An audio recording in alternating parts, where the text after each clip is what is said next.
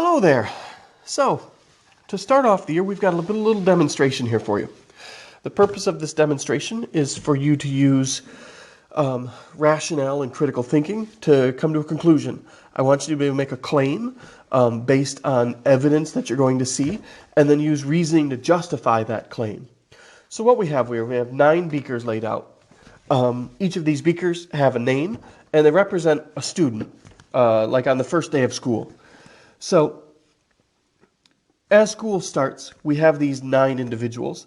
On the first day of school, Betty, Charlie, and Fred went through the screening process. So they had their temperature checked, and they had no other symptoms. So on the first day of school, each of these individuals have no symptoms whatsoever. So they are, by all intents and purposes, clear. So on the first day of school, there's going to be a series of scenarios that pan out. On the first day of school, we're going to start with Adam and Daniel. Adam and Daniel are really close buddies. Adam came to school with a Spider-Man themed mask, and Daniel came to school with an Iron Man themed mask. The problem is, Adam likes Iron Man, and Daniel likes Spider-Man, but they don't have the right mask. So these two, as students will do, decided to trade. So they trade their mask. Whatever germs or pathogens are on those masks get exchanged between the two of them.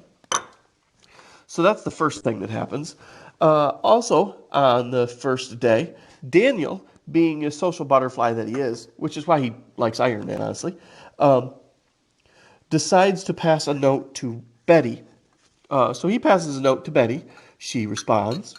He passes back to Betty, and she responds. They're just friends, though.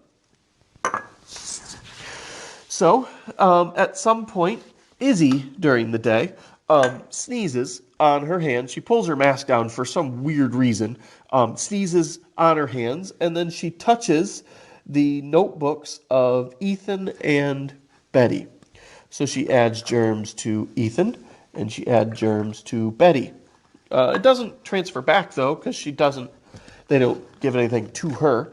And then Ethan, Ethan's the kid that, he's a notorious pencil chewer. He's the kind where you get it in the eraser and the metal cap is just disintegrated and destroyed. But at some point throughout the day, Daniel needs a pencil. So Ethan loans his pencil temporarily to Daniel, and Daniel gives it back. So there's a bit of exchange there between the two of them. Henry also borrows that pencil, but Henry, being a concerned individual that he is, decides that when he gets the pencil from Ethan, he uses the pencil without any problem, but before he eats his lunch or touches his face or his mask, he washes his hands. So then that goes to Henry. Now, at lunch, Betty and Charlie decide that they're going to share a drink because Betty did not bring a Pepsi and Charlie did bring a Pepsi. So at lunch, the two of these share a drink. That's the end of day 1.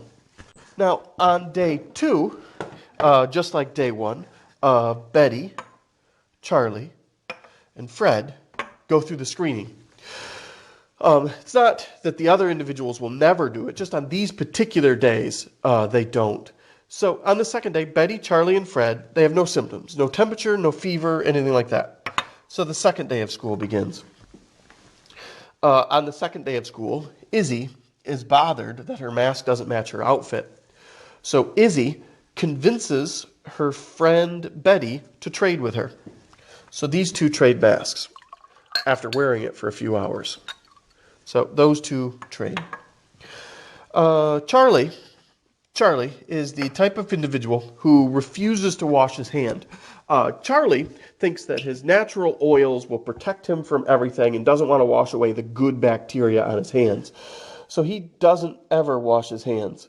So, horsing around like he's going to with his buddies, he's going to horse around with Daniel and Ethan, and in turn, Daniel and Ethan will share their germs with Charlie. So, Charlie, Charlie, you know the guy. And then also, George George at lunch brings a monster drink. Monsters are obviously quite delicious, and Izzy decides that she is going to take his monster before he even has any words to say so, and eventually he claims it back, but not after they share a few drinks of his monster. And Daniel shows up to lunch on day 2 with a bag of chips. Not just a normal, like, snack-sized bag of chips. We're having a family-sized bag of chips. So Daniel decides to share his chips with Betty, Ethan, Fred, and George. I'm running out of liquid in that one, so we're going to have to fill him back up. So, he scoops it out with his hands, puts it right on their desktop. Nothing's been cleaned or washed, but they exchange chips. On the 3rd day of school, when being screened before school, Betty and Charlie have their temperatures checked. So this is what we're going to use as our little indicator here. So Betty and Charlie get their temperatures checked. You should be able to see that they have turned bright pink. So, because these two have a temperature checked, what we have to do now is test everyone in the class to see who comes up positive. So we add our test to each of them. Adam, Daniel, Ethan, Fred, George, Henry, Izzy. So, what you should be able to see is Adam is negative, Betty is positive, Charlie is positive, Daniel is positive, Ethan is positive, Fred is positive, George is positive, Henry and Izzy have come up negative. So, the rest of the questions should be on the Google form, but that is the general idea. You might have to watch this a couple times, but what I want you to do is make a claim about who started this outbreak, use evidence based on this demonstration, and then use your reasoning to connect those two things together to tell me which one is the originator of this disease.